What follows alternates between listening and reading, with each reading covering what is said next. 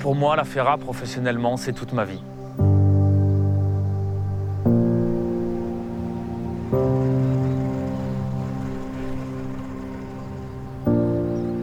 La Ferra, en un mot, c'est le lien.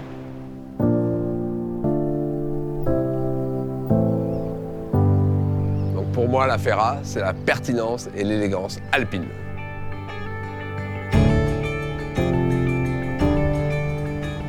Pour moi, la Ferra, c'est un poisson sensible.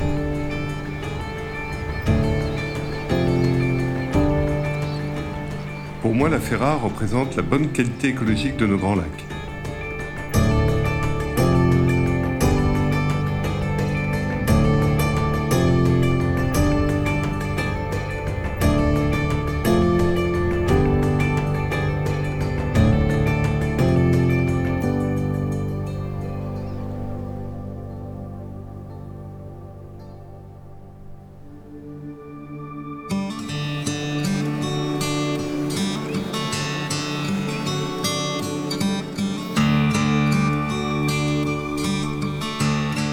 Alors au niveau du cadre de pêche, c'est vrai qu'on a quand même un formidable terrain de jeu.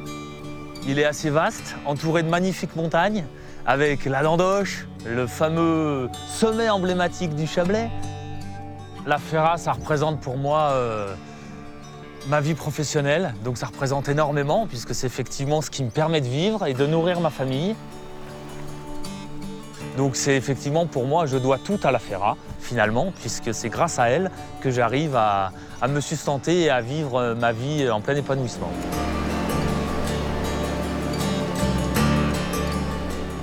Je ne suis pas natif du Chablais, mais je suis arrivé ici quand j'avais 5 ans et je dirais qu'à partir de 10 ans, j'ai déjà eu une petite fibre pour la pêche.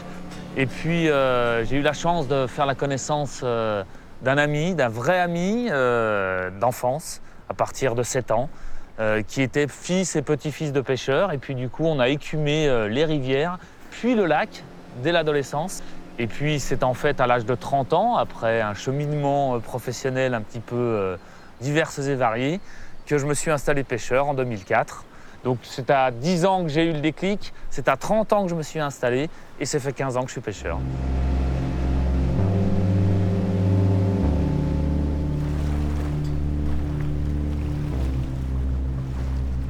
Historiquement, ne pouvaient être pêcheurs professionnels que les fils de pêcheurs professionnels. C'était une profession qui était préservée comme ça, parce que le lac, même si c'est une grande bassine, malgré tout, il n'y a pas de la place pour tous ceux qui veulent s'installer pêcheurs. Et historiquement, les pêcheurs étaient les familles pauvres du bord du lac qui n'avaient pas de terre. Donc les pêcheurs ont été assez vite déjà singularisés. Et en fait, dans l'histoire, parce que la pêche au lac Léman, c'est une histoire ancestrale. C'est un millénaire de pêche qui existe. Il y a des pêcheurs, des familles de pêcheurs depuis 1000 ans au bord du lac Léman. Moi, je me suis installé il y a 15 ans. Je n'étais pas le premier à m'installer en tant que non-fils de pêcheur, mais j'étais dans les premiers.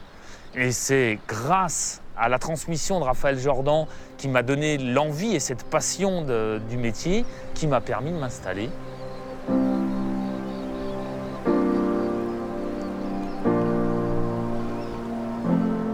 Je peux dire que l'amitié avec Vincent s'est forgée autour de la pêche. Voilà. Bon, moi, je suis né dans le monde de la pêche, de par mon grand-père et mes oncles. Et on a passé des après-midi et des journées entières avec Vincent à pêcher sur le lac. Moi, en fait, à la base, bon, ça allait bien à l'école. Je suis parti sur des études d'ingénieur. C'est un domaine qui m'attirait beaucoup. Et j'ai commencé à travailler pendant quelques années dans l'industrie automobile. Et en fait, je vais dire, le virus m'a rattrapé à 28 ans. J'ai eu envie de revenir aux sources. Et puis, à ce moment-là, j'ai tout arrêté. Je suis retourné à l'école parce qu'il me fallait un diplôme dans le domaine agricole pour obtenir une licence sur le Léman. Et j'ai appelé Vincent un jour pour lui dire « Tiens, comment ça va? Ça fait longtemps qu'on ne s'est pas vu. Au fait, tu sais pas quoi j'arrête mon métier d'ingénieur pour devenir pêcheur. » Et puis par la suite, Vincent, lui aussi, s'est réorienté. Il était en poissonnerie, chef de rayon. Il en avait marre, peut-être un peu comme moi, de bosser pour un patron quelque part. Enfin, voilà, de ne pas être son propre patron, comme on dit. Du coup, pendant cette période, quand moi je me suis installé, il venait 2-3 fois par semaine avec moi tôt le matin, avant son boulot. J'ai commencé grâce à mes oncles en fait, qui avaient une pêcherie, donc qui m'ont accueilli dans leur pêcherie pendant mes 3 premières années. Donc après ces 3 ans, j'ai décidé de construire ma propre pêcherie. J'ai dit à Vincent, écoute, je vais faire une pêcherie qui sera suffisamment grande pour 2. Donc si ça te dit, voilà, c'est toi qui vois. Et il a dit banco. Et puis il a appris la pêche en travaillant à mes côtés.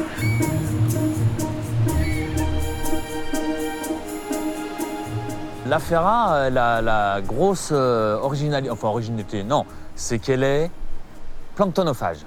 Elle mange que du zooplancton.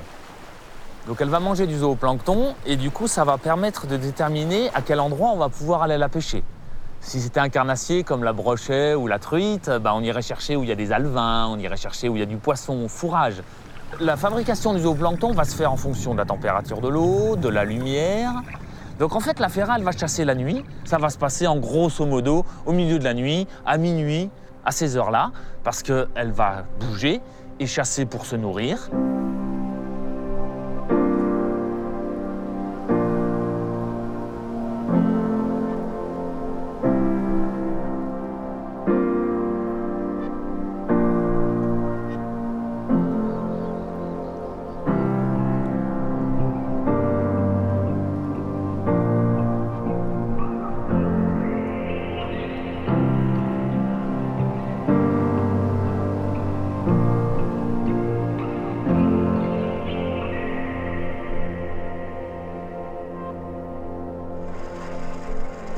Et donc c'est à ce moment-là où on va l'attraper parce qu'en fait nos filets sont maillants, c'est-à-dire qu'ils attrapent le poisson quand il passe. Donc nous on va tendre nos filets pour attraper la Ferra quand elle va venir manger. Et elle va venir manger la nuit. On imagine bien que s'il y avait du vent, ce serait beaucoup plus compliqué quoi. Là on a quand même des conditions idéales.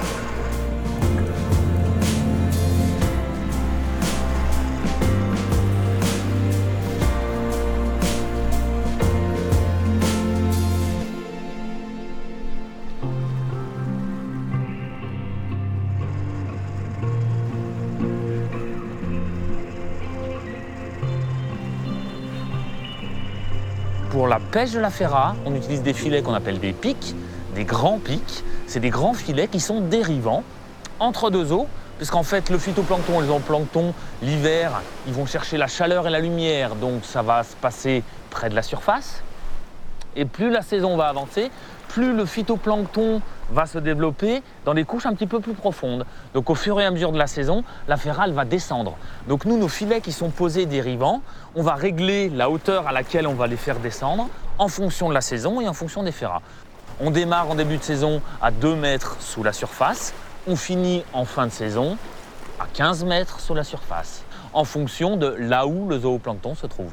La réglementation est très stricte, on n'a pas de quota de pêche en termes de volume de poissons, on a des quotas en termes de matériel. C'est une manière de limiter la pêche, donc on a droit à 8 grands pics pour pêcher les ferras, on a droit à 6 filets maille 23 mm pour pêcher les perches, on a droit pour chaque poisson à un nombre de filets limité qui permet de limiter le nombre de prises malgré tout. Sur la pêche de la Ferra, donc on est tributaire d'une fermeture administrative qui permet à la Ferra de se reproduire. On essaie d'intervenir un petit peu sur la reproduction. C'était dans les années 70, quand effectivement le lac était très pollué, où la population de Ferra a diminué excessivement, que les pêcheurs se sont pris en main, en syndicat, pour créer une pisciculture et pour pouvoir aider à la reproduction. Et on va permettre d'améliorer le taux de reproduction issu de poissons uniquement prélevés dans le milieu naturel.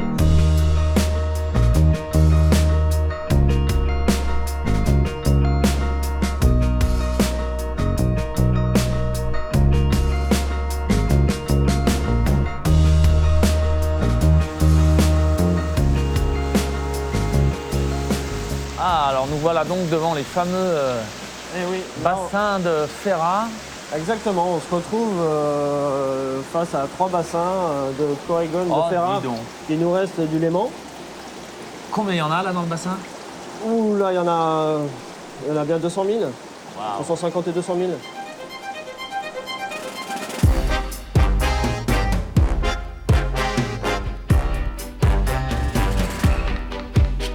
Donc ça, on est d'accord. C'est des poissons qui sont issus des pêches exceptionnelles qu'on a fait cet hiver pendant la fermeture. Exactement.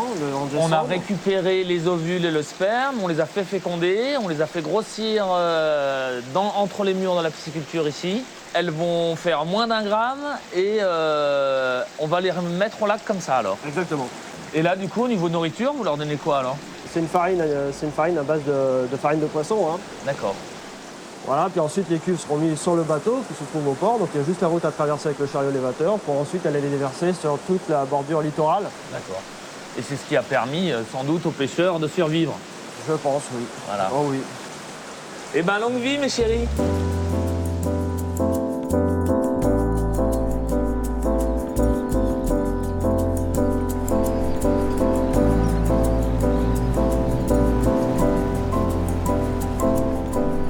Allez, bah c'est Belferra, au frais. Et puis, on va retrouver Raphaël et Xavier, là. Et ben voilà, on arrive au bon moment, ça se voit. Impeccable.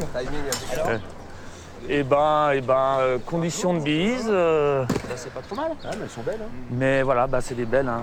Donc on essaie de s'en goûter une en live, c'est ça? Allez, bah pourquoi pas. Ok, bon, allez.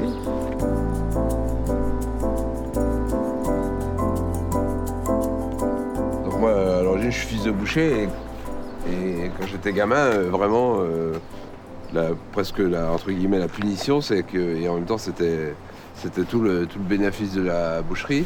Pendant des heures, on appelait ce qu'on appelle le triage. Ouais.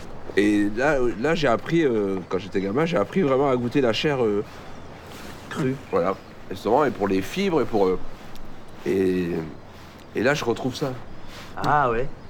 C'est juste incroyable, quoi. Donc, vas-y, déjà goûter le... Je pense que vous le faites régulièrement, les gars, mais c'est J'avoue incroyable. que quoi. C'est sans un incroyable. petit filet de citron Voilà, rien, ou sans rien. huile, Voilà. ça m'arrive rarement. Voilà, rien. Le goût que ça a déjà, quoi. Ça va. Mm. C'est incroyable, quoi. C'est iodé, hein. Mais c'est ce que j'allais dire, on sent presque la mer, quoi. carrément. On sent presque la mer. Ça, c'est quelque chose d'incroyable, hein. C'est typique de la ferra. Hein. Ouais. Parfois, ce parfum iodé, on le sent quand on sort les ferras de l'eau, toute fraîche, on sent ce parfum iodé. Et on se croirait au bord de la mer.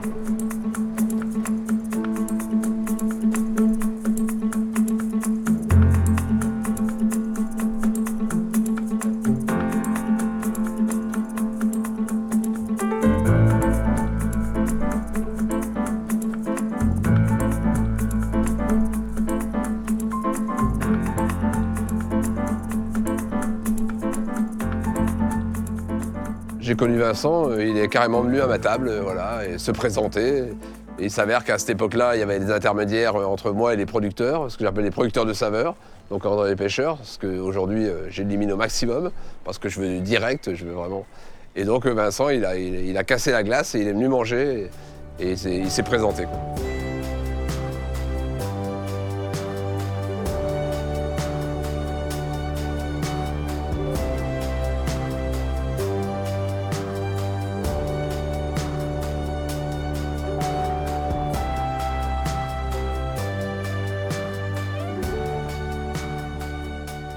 Mais là, on va zoomer l'idée sur la ferra.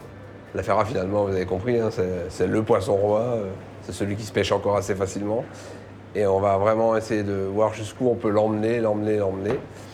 Donc, vous savez qu'on bosse sur le sujet depuis des mois et des mois, mais Camille, toi en salle, je veux vraiment que tu fasses passer ce message et que tu comprennes bien que ce phénomène de zoom, même si on l'a déjà expliqué et réexpliqué, qu'on est, là, on est presque dans le microscope dans l'idée de ce qu'on veut faire, quoi. Donc, Camille, c'est ça qui est beau. Alors, là, on va rester sur la cuisson traditionnelle.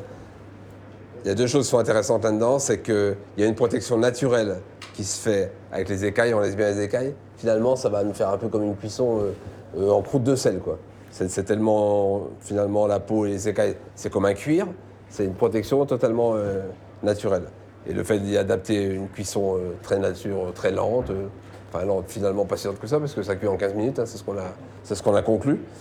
Mais on aura un truc de très naturel. Après, quand on va l'ouvrir, on verra qu'à la cuillère, la chair, c'est juste fabuleux. Donc tu commences par mettre ça à la broche. On a juste assaisonné à l'intérieur, extérieur, et un peu d'aromate. Ok, vas-y.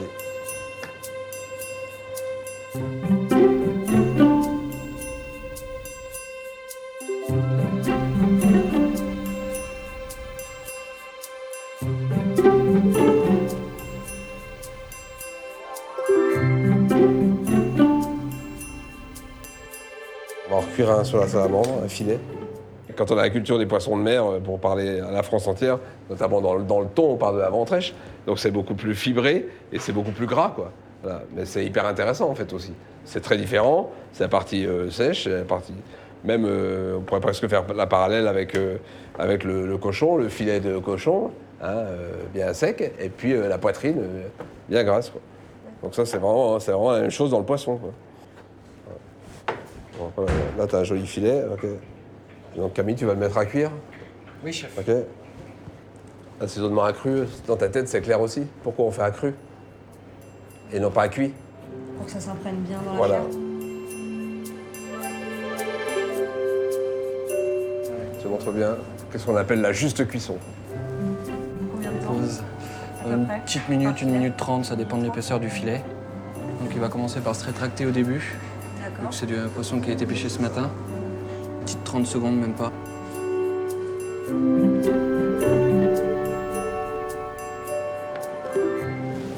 Et la peau s'enlève toute seule. Tout ça, voilà. Ça veut dire que tu as la juste cuisson. Alors la ferra, justement, c'est là où c'est très intéressant, elle ne se cuisine pas facilement. Et surtout, elle a horreur de la surcuisson. C'est certainement dû à sa chair très fragile.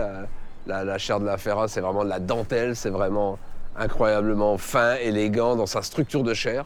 Et en effet, dès qu'on atteint une température supérieure à 70 degrés, on arrive à un travail catastrophique. Donc les chairs, là, elles ont été ready, tu vois vraiment. C'est déjà... On n'a plus la fraîche, là. Ouais, c'est plus. Voilà, c'est ce qu'on peut déjà appeler une pré-cuisson. Donc là, on a été 30 minutes au sel. 30 minutes au sel, oui. Ouais, sel fin. Voilà, donc ça a déjà ready. Et après, on a mis dans du vinaigre de riz. Ok, un quart d'heure. D'accord. C'est ça, pas plus, hein. Non, pas plus. Donc là, ça, c'est l'idée d'avoir une texture très très particulière qui nous permet de servir une ferra froide.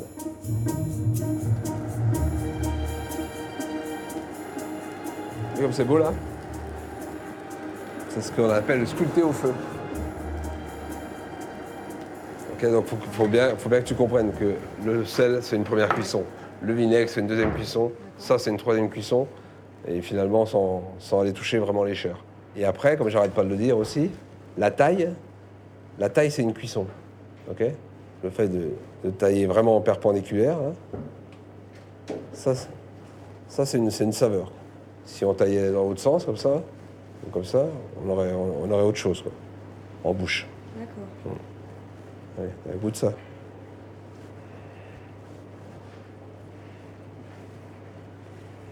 Nature, hein? Ah, c'est pur. Ouais. Alors après, l'idée, c'est d'aller très loin dans la ferra. Donc on a fait, comme tu le sais, notre poutargue, hein, donc les œufs d'automne, le chapelet entier, salé, séché. C'est l'or de la ferra, c'est le cœur, c'est notre assaisonnement, mais c'est de l'or, quoi. Après, les écailles, pour apporter un peu de texture. C'est quoi une recette? C'est du goût et de la texture. Sur le propre poisson, on a pris ses écailles, on les a lavées, séchées, frites. Mais bon, tout ça, tu connais, Camille. Et donc, la nouveauté, c'est ça. Donc, on va plus loin que d'habitude. Donc, il faut savoir que ça, c'est ça. Ça, une fois séché, ça donne ça. D'accord. OK? C'est un filet, ça. Hein. Combien de temps après? 3 jours de séchage? 3 jours Voilà. de séchage. Mais après, on maintient au sec. Voilà. Ouais. Voilà. Donc ça, c'est la technique au boshi des Japonais, quoi. Et ça, on va le râper. Donc, on fait un petit condiment avec tous les agrumes de Nice Rodin. Hein, voilà. Donc, nous, on blanchit ça. Hein, on blanchit et on cuit pendant des heures, à frémissement, comme ça, pendant des heures et des heures. Et on y rajoute le poivre en assaisonnement, mixé. Ça, c'est notre condiment. Quelques écailles voilà, pour la texture.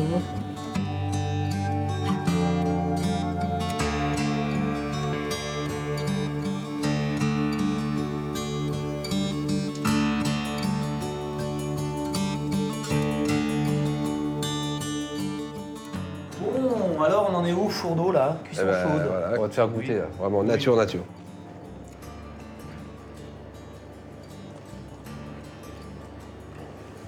toi, on est quand même déjà. Mais il y a de la mâche, c'est bon, c'est On lui fait goûter la cuisson à la salamandre. d'accord. C'est encore une autre expérience. Aromatisé plus du coup. Ah bah assaisonné, Oui. oui. Elles sont à cuisson à point toutes les deux quand Oui. on les retire. Sauf que ça bouge pas, quoi. Waouh. Ouais. Oui. Moi, je préfère ça. Ouais. Ah oui. C'est plus léger. Hein. Ouais. Et alors la troisième idée, donc on repart sur une dégustation à froid. Donc on a fait un condiment avec nos agrumes improbables. Et là, donc, on y a mis notre boshi, là. On l'a râpé. Oui. Donc concentration de goût. On y a mis des écailles soufflées, donc c'est qu'on fait depuis des années, pour emmener un peu de texture. Et puis qu'est-ce qu'on a mis? On a mis notre poutargue. Voilà. Ah ouais. Donc tu prends bien avec le condiment en dessous. Ouais. Et jeune, vous venez aussi? Le goût de poisson, tu l'as. Hein. Le goût de poisson, et c'est le goût de poisson primaire, vraiment quoi. Ouais. Vraiment, le goût. Et ça n'a rien à voir, on n'a pas l'impression que c'est le même poisson. C'est dingue. C'est sympa. Ouf, c'est dingue. Du coup, effectivement, là, on voit que la Ferra n'a pas de limite finalement. Ouais. Et que... Voilà un peu. Donc est-ce que tu veux toujours nous servir? Eh ben, validé. Tu vas réfléchir? C'est reparti pour 15 ans, Ouais. c'est ça? Voilà.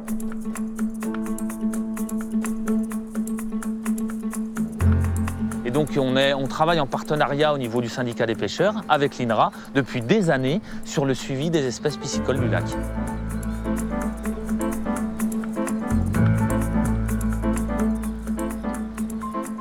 Donc je dirais que notre relation avec les pêcheurs a été instaurée grâce à un travail réalisé en collaboration et concertation avec eux depuis de nombreuses années. Et puis actuellement, on travaille plutôt sur l'impact du changement climatique et aussi sur d'autres problématiques. Donc il y a une nouvelle dynamique qui s'instaure avec les pêcheurs. Être aussi à leur écoute, car les pêcheurs jouent en fait le rôle de sentinelle du milieu. Ils vont nous alerter en fait de tout changement dans les conditions de pêche et donc être réactif par rapport à ces changements observés. Donc on vient d'utiliser un filet à plancton qui nous permet d'échantillonner essentiellement du zooplancton. Donc c'est du zooplancton microcrustacé. Et donc là, on peut les voir, hein, ce sont les petits points que tu vois bouger. Donc ce sont des crustacés, donc il y a des daphnies, des Dont se nourrissent la cyclopoïdes. Ferra. Voilà, dont se nourrissent la Ferra.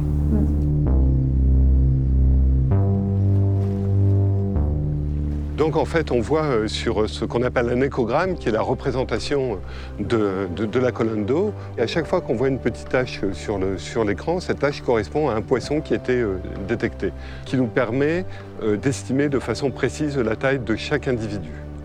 Donc au laboratoire, on essaie de développer des méthodes innovantes, un drone aquatique. Ces méthodes vont permettre de ne pas impacter directement le poisson, d'obtenir beaucoup d'informations sans avoir à détruire le poisson.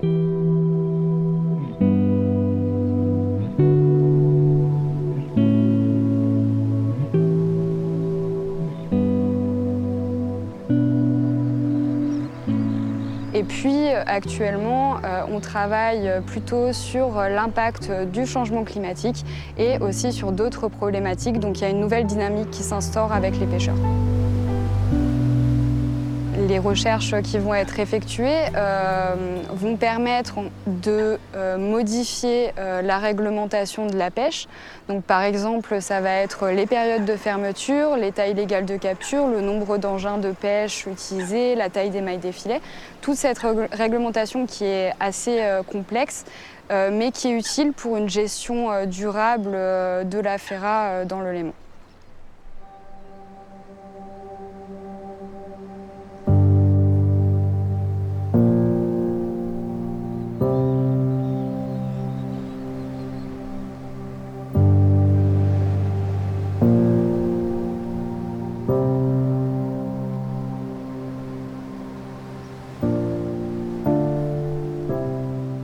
Je dirais que la Ferra représente pour moi une forme de lien avec mon grand-père. Ça me fait drôle de me dire que en fait, ce poisson que je pêche au quotidien, c'est exactement le même que pêchait mon grand-père. Alors la Ferra représente pour moi un poisson emblématique du lac et également un objet d'intérêt scientifique, par exemple pour l'étude du changement climatique, car c'est un poisson qui est très vulnérable. Eh ben, l'avenir de la Ferra, c'est son côté régional, local et confidentiel. Je pense qu'il doit rester là et qu'elle n'a pas de sens à être ailleurs que dans la région.